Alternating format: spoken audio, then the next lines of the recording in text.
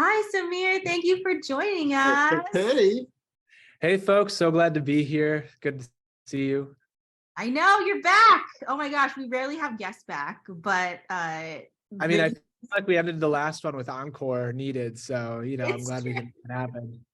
I love it. Well, and the Esusu update is pretty big. It's pretty significant. It's why you're standing in this room with these white strips ahead of you. It's like you're accelerating. I appreciate you describing to the podcast audience. What? It's a cool visual. I like it. It's a cool visual, actually. Just for you all. I found a good background. I love it. Okay, so a lot has happened since we last talked to you, and Esusu was first forming. I think we talked to you in 2018 when it was first forming, and Esusu was originally an electronic susu, right? It was putting together rotational savings clubs, being able to report the activity to the credit bureaus. And I would love to hear what has happened since then and how you pivoted. Yeah, great question, Pam. I mean, it's been an amazing journey for us over the past 5 or 6 years. And to your point, we did start with sousus, or digital rotational saving clubs. And, we learned a couple of things through that process. The first was going directly to people and getting them to trust you and want to onboard their lives onto your system is just hard. Right? It's like, Dyalekt, we just met, what's your social security number? What's your bank account information? What's your phone number? Right? And that's information that takes some trust to sort of want to part ways with. And so, the only way that Mimo and I were really getting customers back in the day was one, through amazing organizations like yourselves, but two, we'd show up at churches, community groups, introduce ourselves, share our story. And that really helped kind of people get comfortable with the idea of onboarding onto the platform. The challenge is it just wasn't that scalable, right? So that was the first thing that we learned. And that's why we started doing more sort of what I would like to think of as almost like B2B, but really piggybacking on the trust that an existing community-based organization had as a distribution channel for our platform. So, what we did with you all was a good example.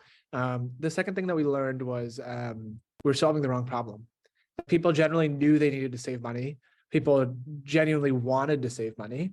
And we're really running into two key issues. One was they just weren't getting paid enough and things were getting more expensive, but they weren't making enough money. And that was something we really couldn't do anything about. And then the second was what happens during a financial emergency, right? As we all know, 1 in 2 American adults has less than $500 in their bank account. So when your car breaks down, when you lose a job, when you have a family member with a health emergency, like so many of us during COVID, when you're an immigrant and you're sending money home, all of those sort of financial shocks really put people behind and kind of blew through their savings and put them in a debt spiral. And so that was the issue that we realized we could do something about by giving people access to build and establish credit at scale. And so we pivoted into really focusing on this idea of using rental data as a way to help people become creditworthy and entrenched in the financial system. I always say that credit treats you like you're guilty until proven innocent, right? And we found an alternative way to basically underwrite people that were deemed untrustworthy by the system, because rent is your largest monthly expense. It's your most consistent. For a lot of low income families, it's 30 to 50% of income. And guess what? It's super predictive. If you pay your rent, you're going to pay your mortgage, you're going to pay your other key expenses. And so it solved everyone's problems. Oh, that is awesome. And it's so interesting because it seems so simple now that you're doing it and now that it's happening, right? It was like our biggest complaint about the credit system was, why do you have to get credit to be in the credit system? That just doesn't make any sense. That's always the big complaint. But the thing of it is, and I know when you're talking about pivoting, is you have to get in there and do the wrong thing before you see why it doesn't work to make the pivot.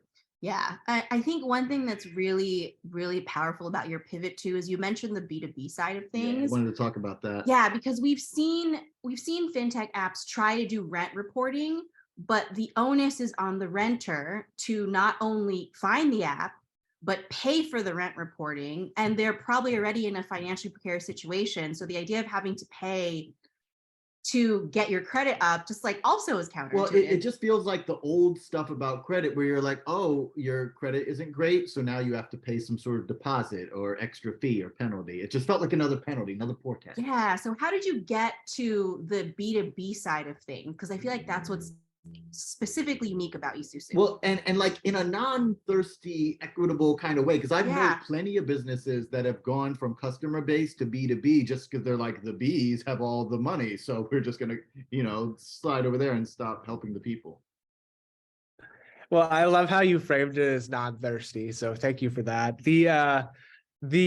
More importantly, though, ultimately to your point, for us, it was about the mission, right? It was really about like we founded Esusu on this core premise that no matter where you come from, the color of your skin or your financial identity, it shouldn't determine where you end up in life. And our vision is to unleash the power of data to bridge the racial wealth gap. And so everything we do is really in service of moving towards that.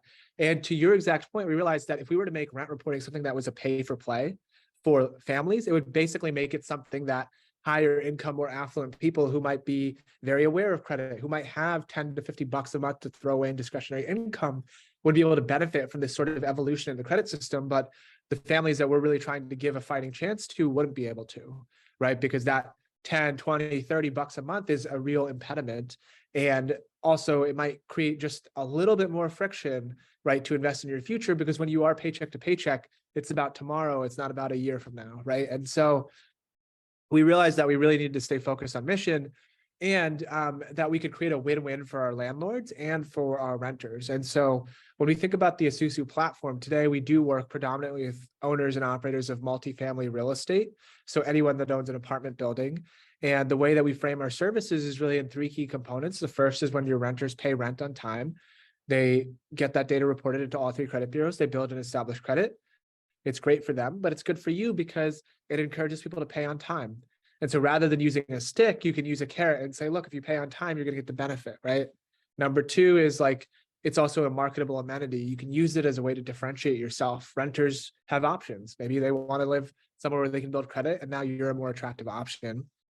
We also paired that with a 0% interest loan fund, where when renters fall behind on rent, we pair them with 0% interest financing that's paid to the landlord. And so once again, it's a win-win, right? Landlords are able to navigate their business. They have expenses, they have mortgage payments. It's not easy. That being said, ultimately what we want to do is help keep families in their homes, avoid financial shock and evictions. And oftentimes evictions lead to homelessness. And how can we kind of stand by and intervene there, and then tie it all together with some financial literacy and credit education? And the framing that we tried to create for our owners and operators is really, your renters are your most important asset, right? At the end of the day, if you have a financially healthy renter, you have a financially healthy community, and it's going to continue to grow and appreciate. And that's good for you. And the way that you can do that is by investing in your renters rather than, basically focusing more on kind of the punitive measures. How about you support your community? And a lot of people wanted a solution like that. It just didn't exist. And so that's really what we did. And today, because of that, our partners cover about 4 million rental units in all 50 states. And we're continuing to grow and see that sort of traction at scale. Yeah. Yeah.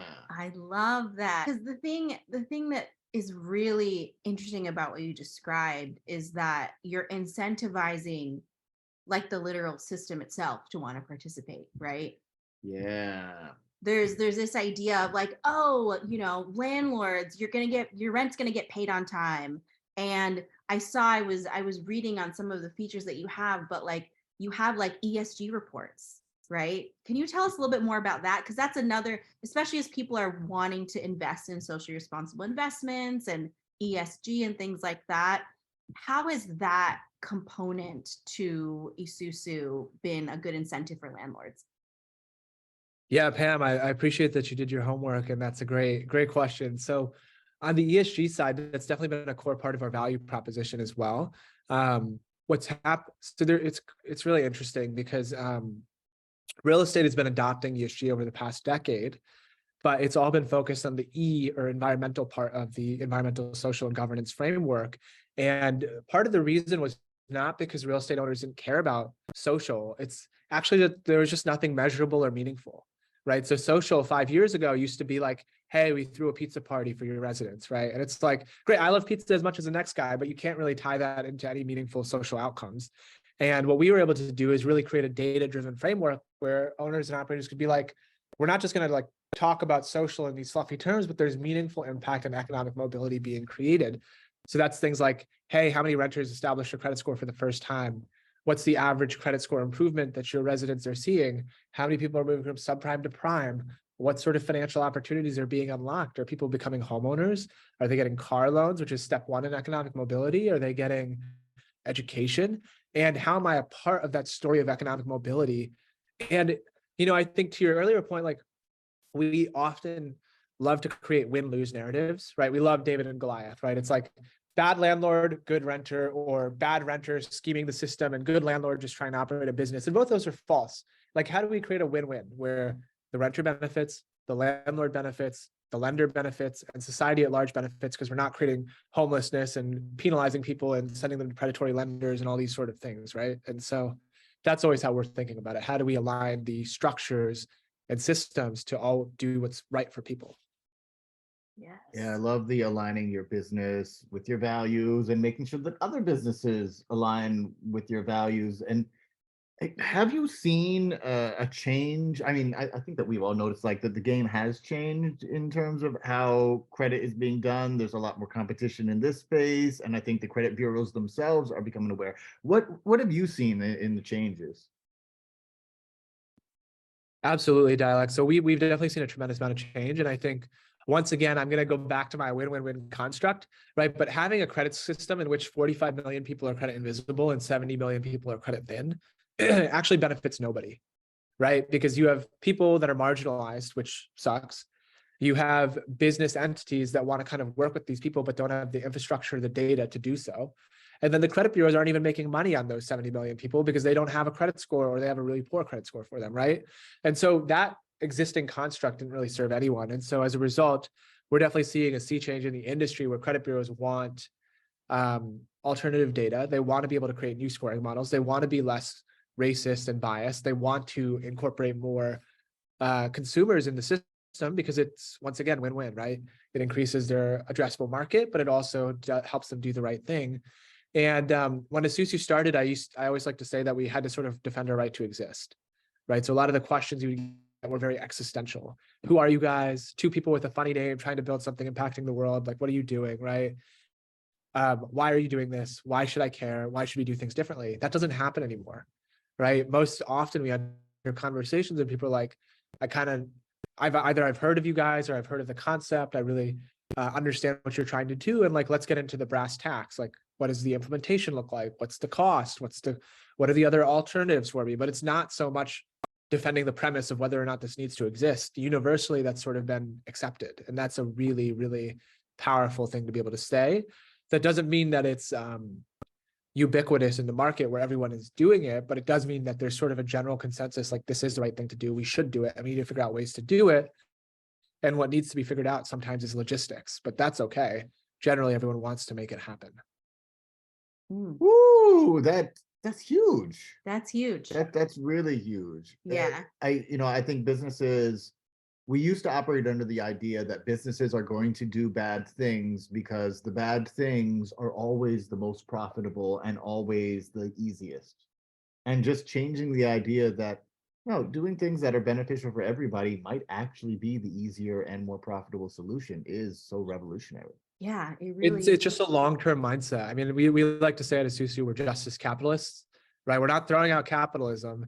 There's value to it being market-driven, but like, what if we're a little more intentional? And what if we take a longer-term lens? And I know publicly traded companies think of everything on the quarterly basis, but generally speaking, most businesses that stand the test of time actually add value for people, right? That's like, that's why they're around for 100 and 150 years, 200 years, etc. It's not because they're taking the shortcut, screwing over the person, and then continue to grow on the basis of that.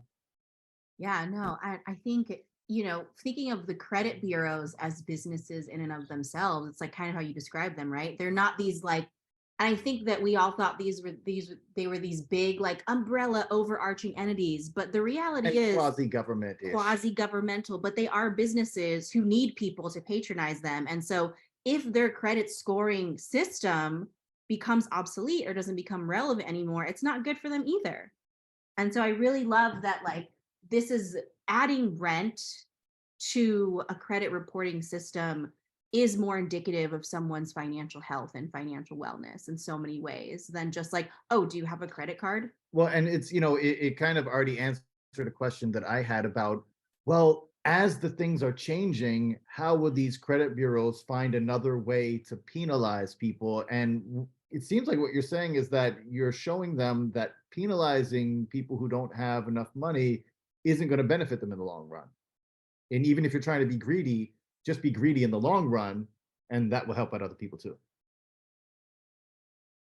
Yeah, I mean, I genuinely believe that, right? Like, not, and everyone might not. I think, like, I believe in this concept of, that's like in the business world, it's called stakeholder capitalism, right? Where it's sort of like you're a part of society, and so if every one of your stakeholders, whether that's your employees, whether that's your consumers, whether that's your shareholders, right, whether that's government, if everyone's benefiting, that's your best way of evolving and growing and being relevant in 50 years or even 10 years, versus kind of like, how do I make an extra buck in this quarter and then shift to next quarter? And I think more businesses are thinking in that way because they have to, right? And the old way of doing things is just not going to work with the customer base of today, with the regulatory environment of today, et cetera.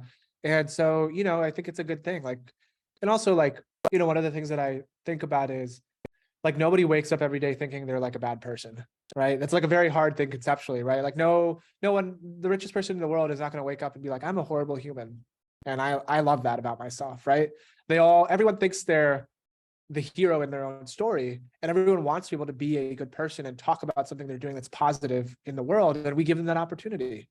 Like, how many real estate owners get to go now talk to their significant other or a friend and be like, oh, we're doing this really cool thing to help renters have a fighting chance? Like, that's something you want to talk about, right? Like, how many times do you want to be like, hey, we just like made a ton of money? Like, like, generally speaking, right? Like, people want to be the good person. That's how they see themselves. Very few people, I think, genuinely can look at themselves and be like, I'm a terrible person and I feel great about myself, right? Yeah, well, because I think the shift that you're talking about is, before it was good to be greedy because you were taught to be the winner. Stakeholder capitalism meant I'm holding the steak and you're holding the top ramen, so I'm the better person. Yep. And when we change that to a more collaborative vibe, then we do change the parameters of what being a good, not just a good person, but a good business person means. Yeah. Word. Absolutely. Well, and I think, speaking of that, Esusu Right? seems to be seems to be in the space of being a lasting business as well, thinking through all this. The big news is that you were valued at $1 billion last year, right? Can you take us through that journey of, you mentioned earlier that before you had to walk in and just explain yourselves and who you were, to now you're like, oh, we know who you are, let's just get down to business. Can you explain that journey and how you became one of the few unicorns and one of the few unicorns owned by people of color? This is huge.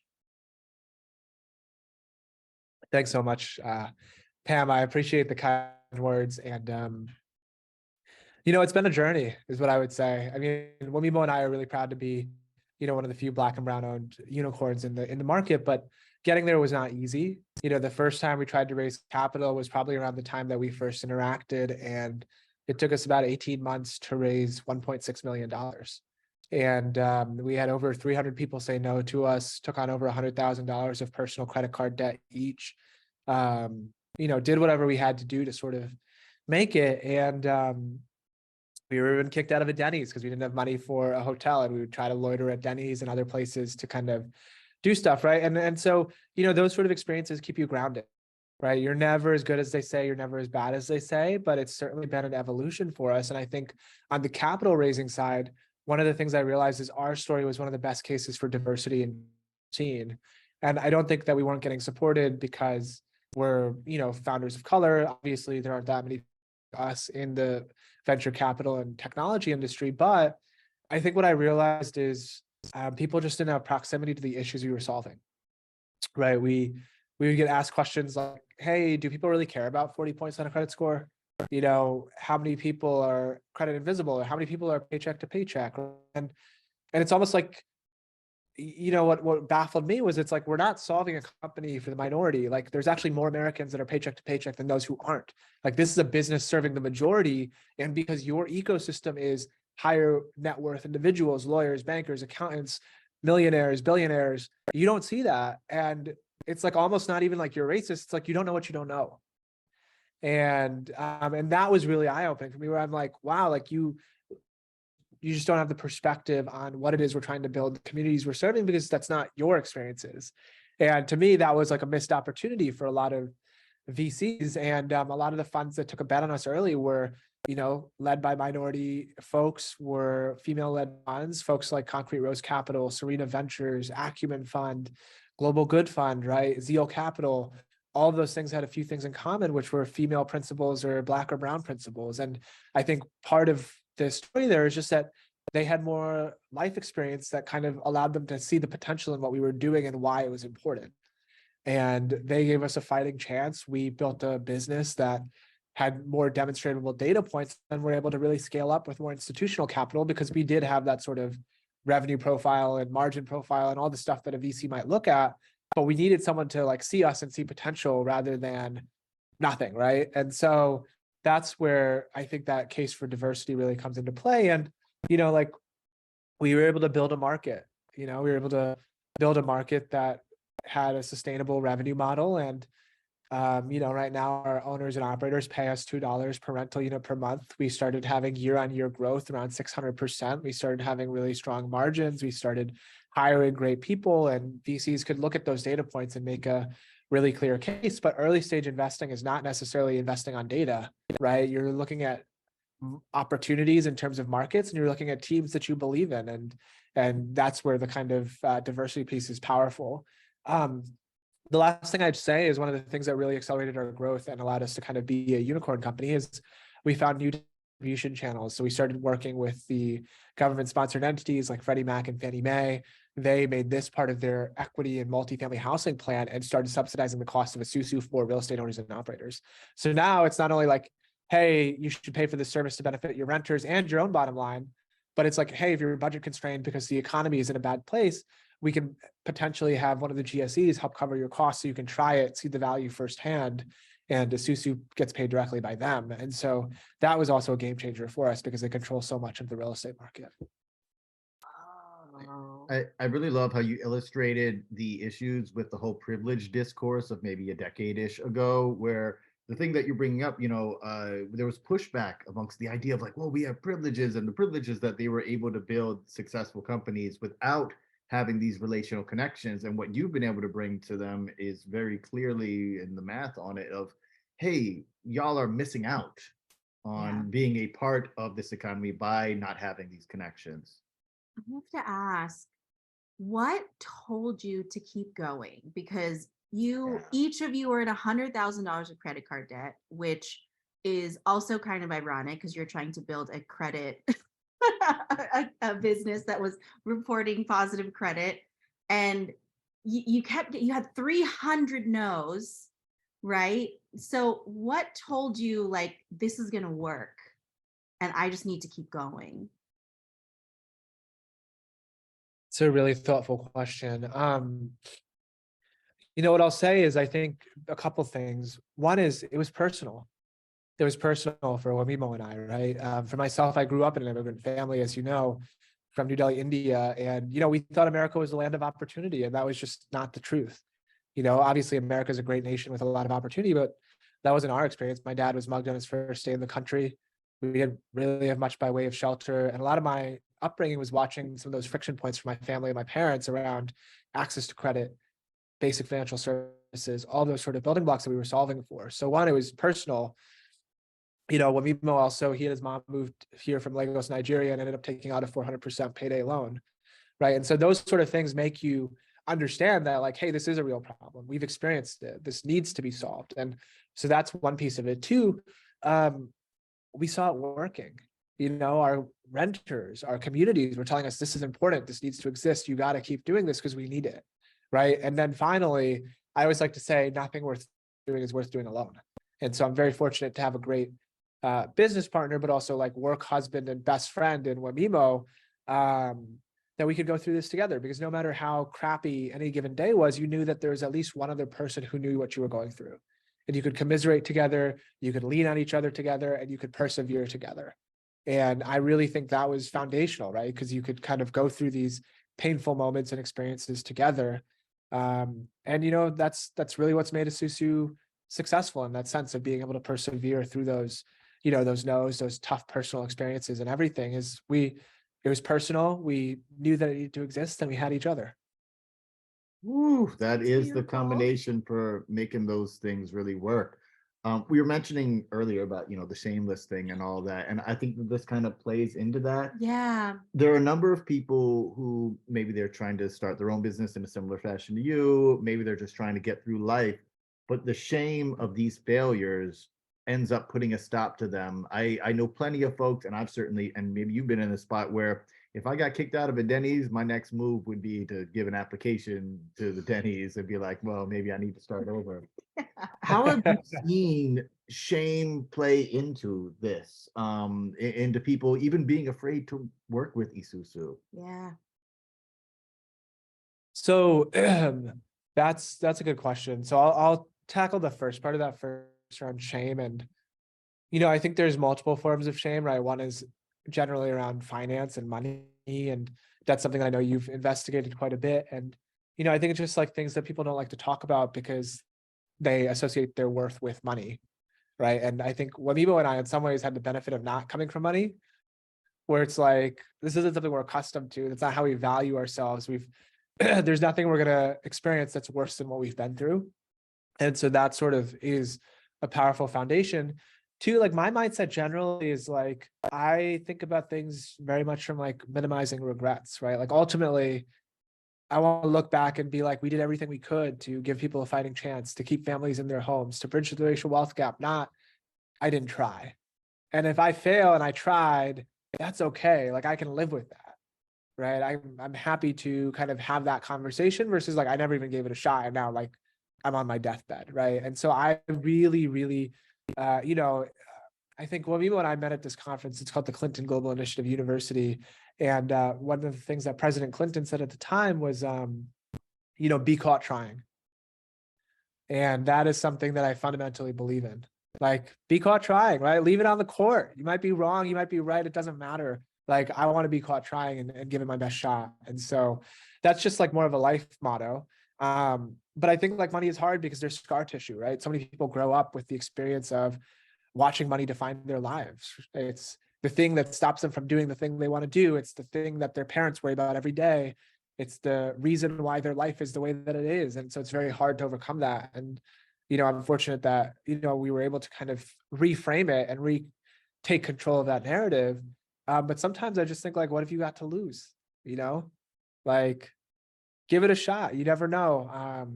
And what I will say is I don't buy into this like rubbish that Silicon Valley likes to perpetuate. Rubbish is a strong word, but you're getting me a little, a little under the weather, but is like, you should just like drop out of college or you should drop out of your job and do whatever. Like, that's just like very unrealistic for most people. Like Wamimo and I started building Esusu while still in our corporate jobs. We put every paycheck we got for 2 years into Esusu. And so we were just like working 18 hours a day. And so like we'd literally fall asleep on the phone talking to each other, but we'd be building Esusu because we didn't have the safety net to just like quit and go try. And so we had to see enough traction to quit our jobs and go build a business. When I was getting into that credit card debt, I personally found a friend who would co-sign a lease with me. And I got a 2-bedroom apartment. One of those bedrooms was literally like the Harry Potter closet, right? This like tiny little closet. And then the other bedroom was huge. And I would Airbnb that bigger bedroom. And that would actually cover my rent and my utilities and my health insurance for like over a year. And like, so like if there are ways to do it if you want it. And so the narrative is not like, hey, go like take this crazy risk, even if you're from a low income or underprivileged background. The point is like, don't give up on your dreams or don't let money talk you out of the things that you want to do. Thank you so much just for sharing that part of you worked a corporate job for 2 years. You Airbnb part of your apartment to like get through this part, and I think that that's the part of the story that's often not told. Well, and even when it is told, it's told as like a glamour type of thing where this is you paying your dues.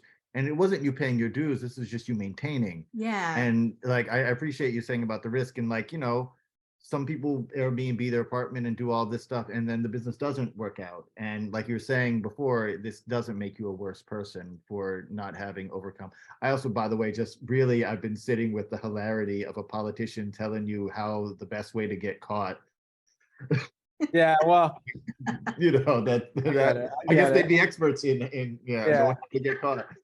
Um, but no, I mean, but thank you for getting real about this Yeah. part of it, and because that is the thing that matters the most, I think. Yeah. Like on the topic of shame, I had literally no shame. Like I would be the person that would take my Starbucks cup and use it like 5 days in a row because when you bring back the same cup for a refill, it's like 50 cents. Like, like you got to do what you got to do, right? And there's like parts of that struggle that may be kind of undervalued, but like I'd get home and be like 1 a.m. and I'd clean the toilet for my guest, right? Like you do what you need to do. And so I think it's like very easy to like people don't talk about the alternative paths and sometimes like what it takes to get there. And there's also more than one way to do a business. It doesn't have to be a Silicon Valley backed like venture business. Maybe it's you have a hobby around cooking or you have a hobby around XYZ and you're doing it on the side, right? Like what you all do with Brunch and Budget and Dead Day Job Army, which I think you might have rebranded and all these sort of things, right? Like that took time. Like you did other things while kind of doing that. You coached, you did financial coaching, you did all these other things and kind of built it into something that now is like a thing that is all you do, right? So That's real. Hey, can I ask a very personal question on this tip? When you're getting through this and struggling and doing all of the like hustle parts, what did you do for yourself to maintain your sanity and humanity?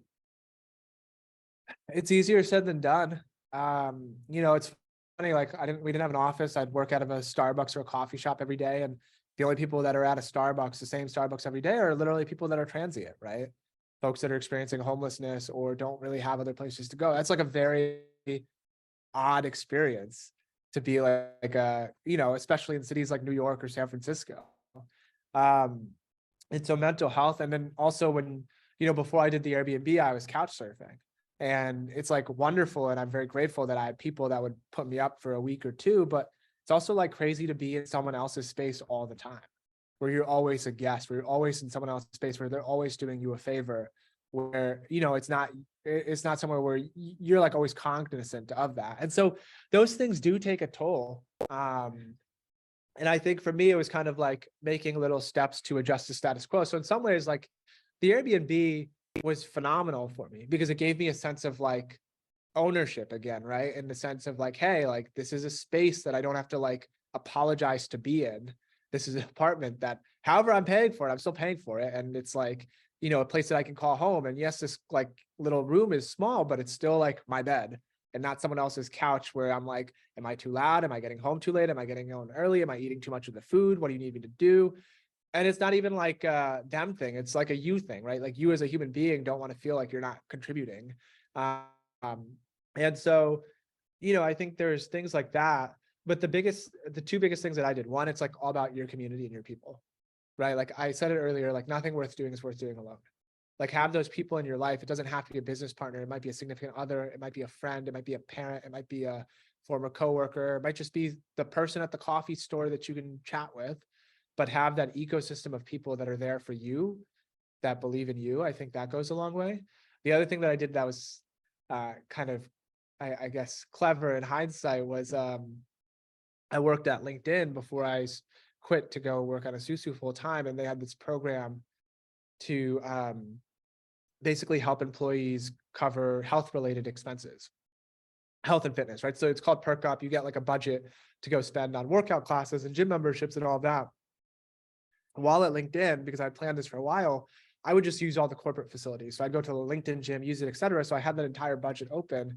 And so before I left, I maxed that out and used it to buy a year worth of gym memberships, a bunch of fitness classes, all those sort of things. And so I had my like fitness routine prepaid for by the corporate budget. And so I could still, that was the thing I did for me. One, it's like be able to like have a place to take care of my body, my health, go work out. I could shower, all those sort of things, right? It was like pretty useful in that sense. And I could buy some nice stuff too, right? Like get some boxing classes and some cycling classes. And that was the thing I did for me. Ooh, thank you. Thank you It's for worth going through acting. that. No, that's a really good way to share and express that. Yeah, because like I think a lot of times when we get into those spaces, what ends up happening is we're faced with having to compromise our values, Yeah. and then we start wondering, is it worth it? So I just wanted to get like, your anchor points that allowed you to hold on to your Yeah, values. I Thank you love for that. sharing that. Yeah, and I think the common narrative is I just grit my teeth and I got through it, right? And to hear that, like, no, you planned even the mental health aspect of it and the Mhm. physical health aspect of it in a way that you knew you were going to need because it was gonna get hard, right?